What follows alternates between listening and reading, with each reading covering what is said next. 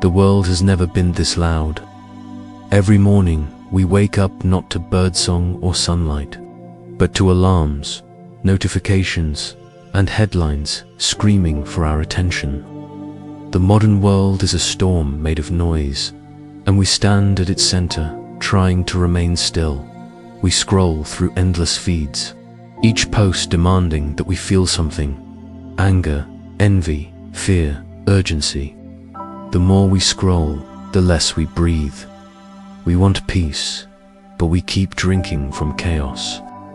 It's like trying to find silence inside an earthquake.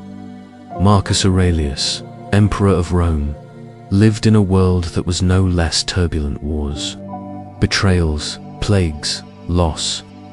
And yet, in the middle of that storm, he wrote words that still shine across 2,000 years. You have power over your mind, not outside events. Realize this, and you will find strength. It sounds simple, almost too simple, but the Stoics believed that simplicity is where truth hides. They did not promise a world without pain. They promised clarity within it.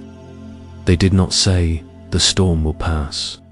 They said, "You can stand in the storm without falling apart." So how do we do that today, in this digital age? How can we stay calm when the world insists on shaking us? It begins with understanding control. The Stoics divided life into two parts: what depends on us and what doesn't. Our opinions, our desires, our choices, those are ours. The weather, other people, the past, those are not. But the modern mind loves control. We refresh, we predict, we panic when the future refuses to obey.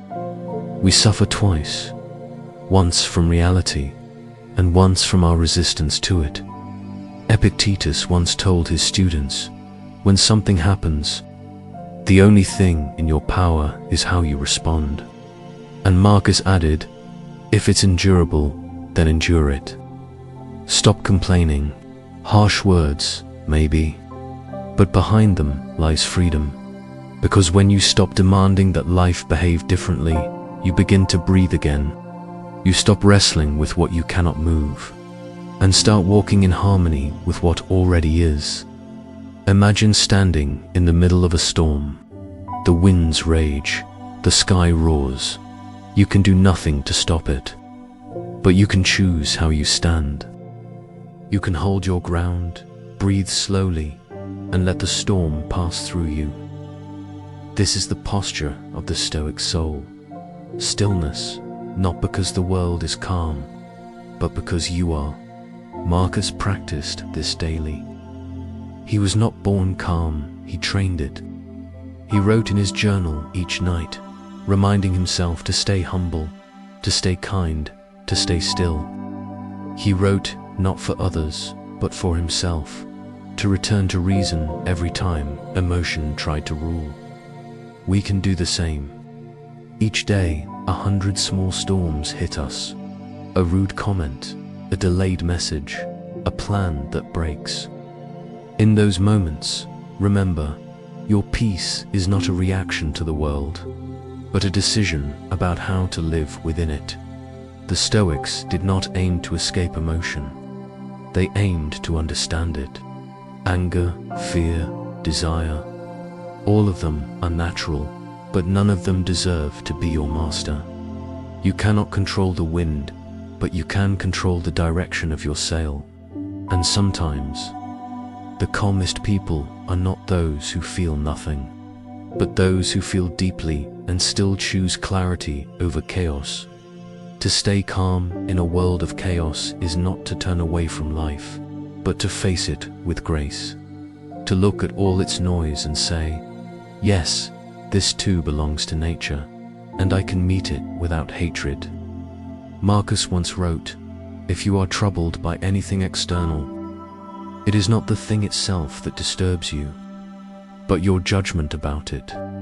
So ask yourself, what if nothing is truly against you? What if the storm is not your enemy, but your teacher? Chaos has a strange way of showing us who we are. It strips away comfort, illusion, pride, and leaves us with our own mind. And there, in that quiet space, we begin to see clearly that peace is not given, it's built, one choice at a time. So when the noise grows louder, pause. When anger rises, breathe. When you feel powerless, remember, you were never meant to control everything. You were meant to learn from everything. The Stoics called this practice phronesis, the wisdom of living in accordance with reason. It's not ancient dust. It's a survival skill for the modern soul. The world will not quiet down. The notifications will keep coming. The noise will not stop, but you can. When everyone else shouts, you can choose silence. When the world collapses into panic, you can choose presence. That is Stoicism in its purest form, not a theory, but a way of being. And in the end, calm is not something you find. It's something you practice, moment by moment, until it becomes who you are.